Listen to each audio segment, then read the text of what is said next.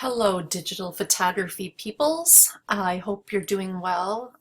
It is Thursday morning. I need to get this open, but I wanted to create a quick video to kind of go over what's happening this week and also remind you that every Monday at 11 o'clock, if you use this link, you can come into a video chat room and we can answer questions and just catch up and say hi. So if you have any questions or concerns, always, at any time email me, but if you want to pop in, you can always find this in the learning plans link.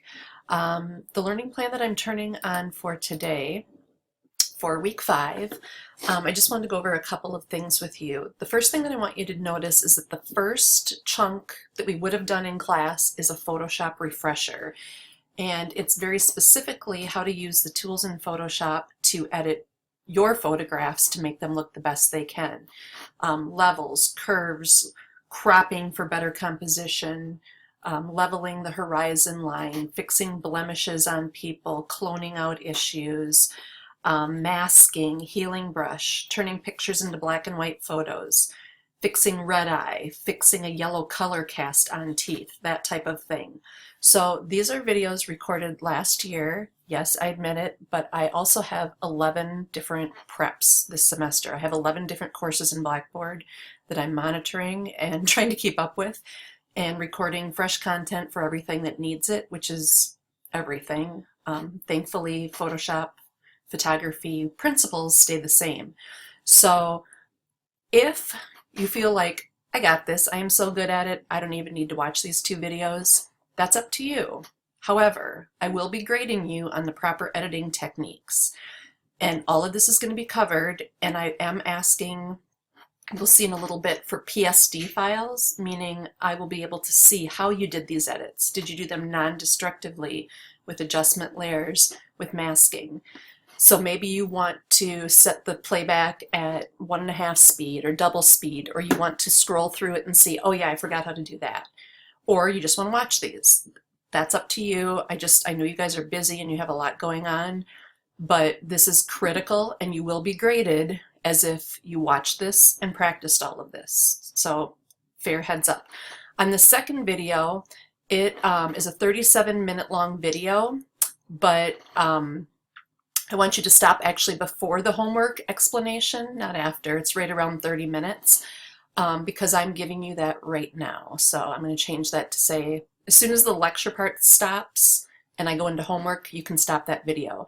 The second half of it is actually covered in a video below. So based on what you're learning in the editing videos, your homework, I'm going to scroll down here, is going to be to pick one of your, let's go, sorry, I want to get to the right area, right here, assessment. Edit one of your landscape photos that you turned in earlier. So that was week 2. So I had asked you at that point just to resize them, but to not crop, do not fix, nothing. Just send them as is straight out of the camera. So now you're going to go back and edit them. Make sure that they are sized correctly if they weren't before. And you're going to include the PSD file and a JPEG of that image, meaning I can look at the flattened JPEG in one glance and see the final product, but I can also open your PSD file and I can see all of your adjustments and corrections, and they need to be done non-destructively. Then I would like you to have a Word document that I can open, not so much in the comment section, that's hard to read. So in an attached Word document, I want you to include for your landscape what editing techniques you did and why. You're also going to pick one of your portrait photos, and this can be the portraits from 2 weeks ago, or if you want your environmental portrait that you're just turning in, I haven't even looked at them yet, it could be one of those. But portraits involve staged photos of people or maybe pets, so keep that in mind. Again, same thing. You're going to make sure it's resized, and then you're going to do all your editing to it. You're going to give me a PSD and a JPEG, and in the comments you're going to again say what you did and why. Then we'll pop up here to the next learning activities. Video 3, I'm going to walk you through panorama in HDR, and I'm going to have a short PowerPoint, and the PowerPoint itself is right down here. Here's the 2 of them. if you ever want to go back and reference those. But it's going to be covered in the video that I have. So while you watch the video, you're going to see how you set up your camera and how you actually take shots to stitch together in a panorama. So it's 3 to 5 shots stitched together left to right. And then I'm also going to give you a video HDR demonstration PowerPoint. So how we use a brightly exposed photo, a correctly exposed photo, and a dark exposed photo using bracketing, and we merge them all together in one to create this really cool look. So here, you're going to want to stop at the 1 hour mark. Do not watch the final few seconds on the homework because I'm telling you what is current for 2020 right now. Also, if you would like, when you're watching these, you can just watch the parts of this that is about the actual how I set up my camera and take these shots. So what you need to do then is actually go out and take these photos that you can then work on.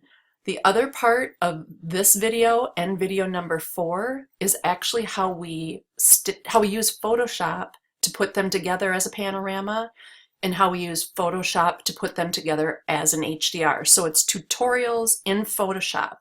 And I have actual photos that are from our Kelby book. This is in that second Kelby book now, the big thick book. And the book, chapter 6 and chapter 8 cover HDR and panos. So if you download these 2 things, you'll have the pictures that you need for those tutorials. So you can walk through literally how you make a pano in Photoshop and literally how you make an HDR in Photoshop. Then your homework is going to be with the photos that you take.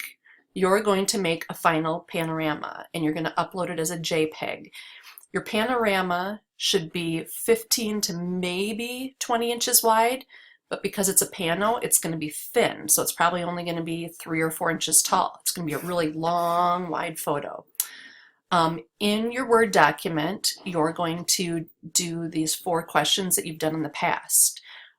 Caption where and when you took it for your pano, what composition principles you thought about, how you set up your camera and why, and then what editing you did to the final pano.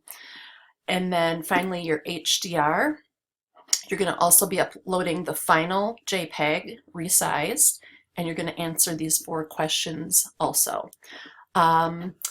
This folder right here that's called Images, I forgot to mention that earlier. This is all the photos that you'll need to work through these 2 exercises. When we do Photoshop editing, I'm going to have you open specific photos and follow along with me in Photoshop. And so yeah, the photos provided in the download section below the images folder. So if you're going to work through this, all the images that you need are right down here in this folder. So editing, depending on what your comfort level is with Photoshop and editing, you might want to refresh. I would highly recommend it, but then you're just basically editing 2 existing photos. Your photography homework going forward is to learn how to take photographs for these 2 uses, pano and HDR, go out and take them, and then at some point come back to your computer, watch the videos on how we make the product, and then make your own. And I also want to point out that I bumped all of these deadlines. So this is Thursday. They would normally be due next Wednesday at midnight.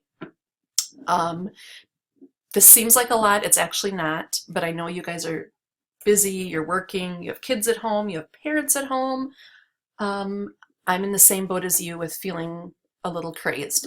And I also wanted to give you 2 weekends if that helps with the HDR and pano. So you have basically a week and 4 days to get this done. Sunday, May 3rd at midnight is the deadline for all 4 assignments. But please do note that next Thursday, which is going to be the 30th of April, I am going to open up the next learning plan and move on with the next topic, which is going to be more Kelby tutorials in the book. I'm also going to explain your final project at that point. So I would just recommend you don't wait too long. You know, get some of this done as you're chipping along at it. So again, I hope that clears it up.